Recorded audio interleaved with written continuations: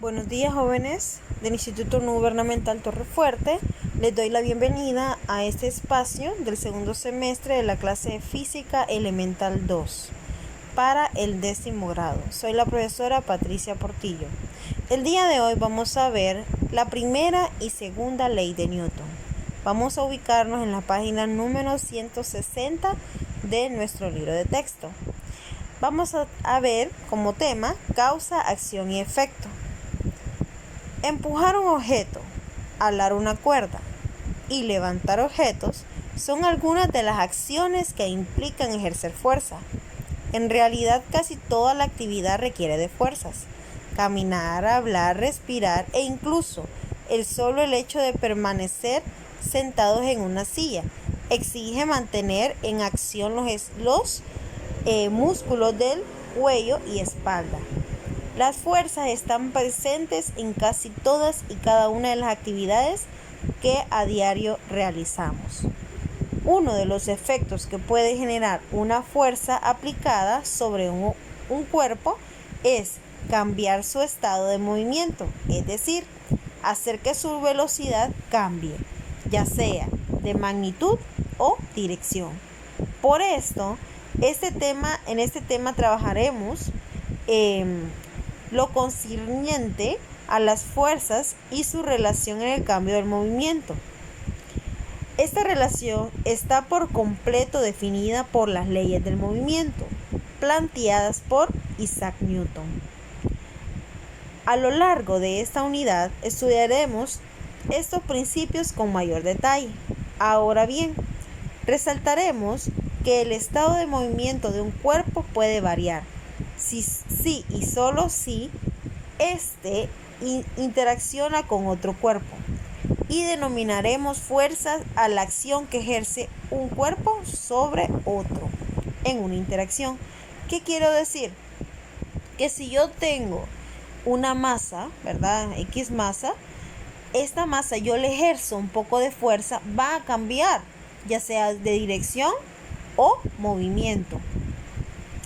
En esos términos, podemos decir que si algún cuerpo ejerce fuerza sobre otro, este otro ejerce a su vez fuerza sobre el primero.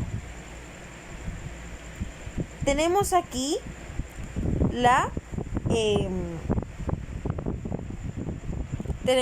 lo que es la interacción, que se ocurre cuando nos pide ayuda para empujar un refrigerador.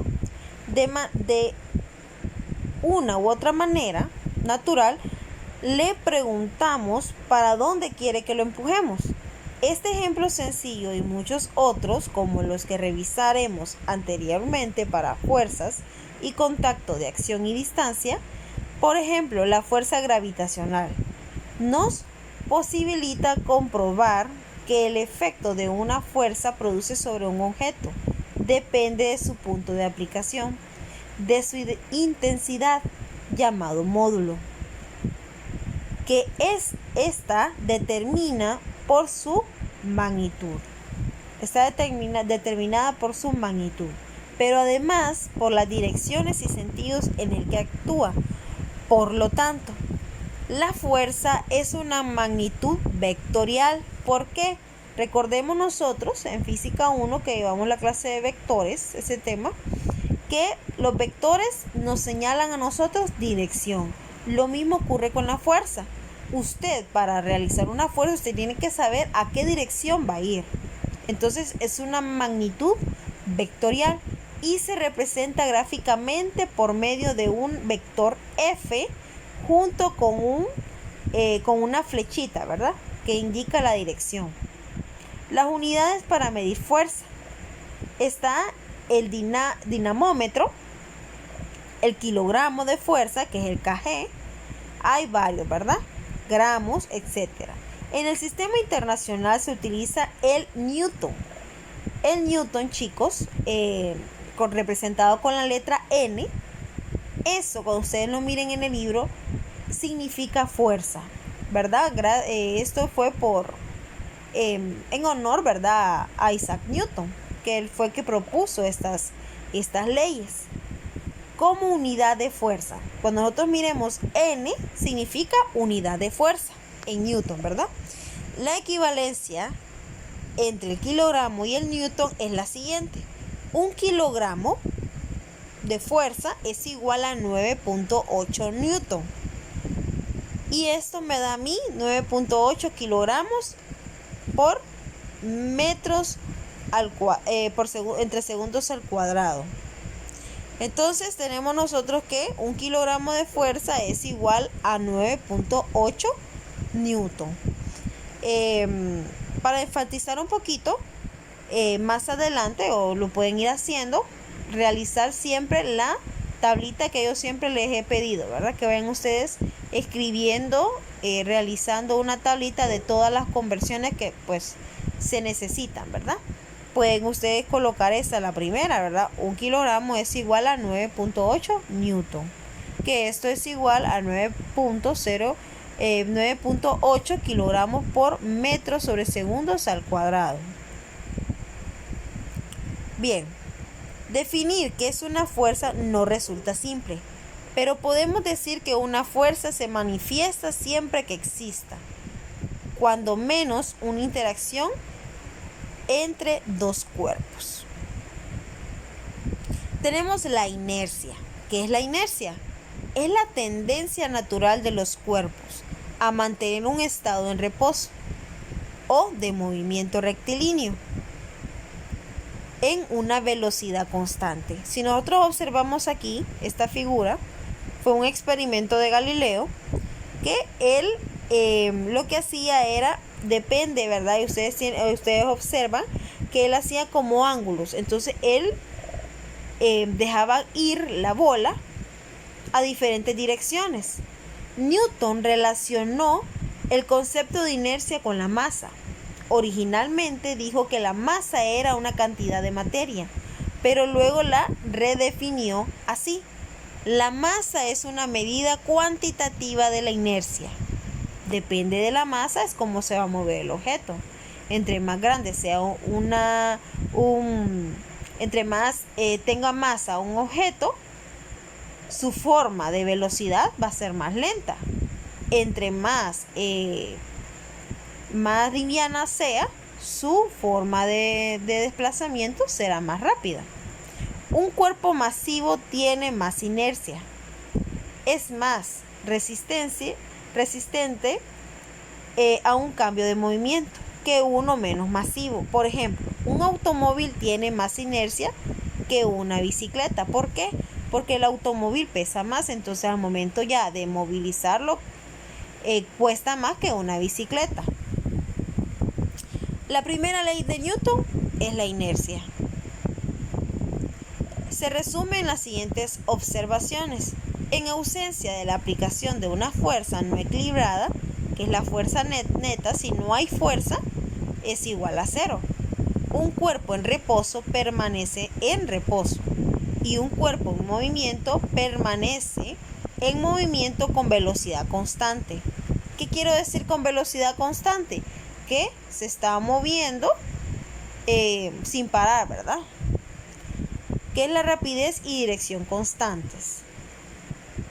¿En dónde yo puedo encontrar la ley de Newton? Esta primera ley en la vida cotidiana. Tenemos aquí algunos ejemplos. Cualquier objeto que se coloca sobre una mesa no se moverá de ahí hasta que alguien lo quite. Al retirar una manta de un tirón de una mesa llena de platos, el mantel se moverá y los platos quedarán sobre la mesa, porque la fuerza solo fue aplicada al mantel. La Tierra y los planetas y sus planetas nunca se detienen en su revolución alrededor del Sol, porque no se ejerce fuerza alguna que los detenga. O sea que los planetas siempre están en movimiento porque no hay una fuerza que los detenga. Entonces, aquí nosotros tenemos algunos ejemplos de la primera ley de Newton, que es la inercia.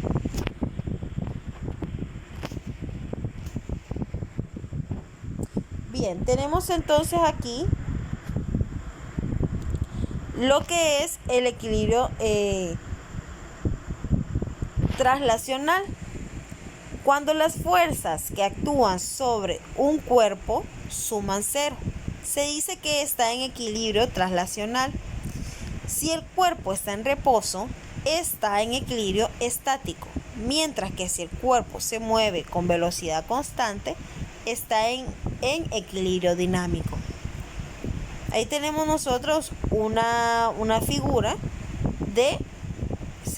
podemos imaginar que esa caja pues está en movimiento. ¿Qué es una traslación? Es aquel que surge en el momento en que todas las fuerzas que actúan sobre el cuerpo se nulifican, o sea, la sumatoria de todas las mismas sea igual a cero. Entonces, chicos y chicas, cuando les digan a ustedes que veamos con todas las fuerzas, la suma de todas las fuerzas es igual a cero. Entonces es mentira, ¿verdad? No vayan a creer eso. Bien, tenemos entonces aquí las tareas del día de hoy. Van a realizar un resumen sobre este video. Espero pues que hayan puesto atención. Igual le pueden dar, ¿verdad? Pueden verlo otra vez. Ustedes van a ir tomando las anotaciones más importantes. Contestar la página 167 y 168 del libro de texto, que es teórica. Y van a investigar la biografía de Sir Isaac Newton y las leyes que él propuso, que fueron 3. Aquí solamente hablé prácticamente de una más en específico, que es la ley de la inercia, que es la primera ley. Aquí les coloqué, para los que no tienen el libro, igual les voy a mandar la presentación para que ustedes pues vayan contestando esas preguntitas en su cuaderno, ¿verdad? También recordarles que deben hacer la portada del primer parcial segundo semestre en el cuaderno de física, ¿verdad? En el cuaderno. Sin tanto preámbulo, pues me despido de ustedes. Muchas gracias.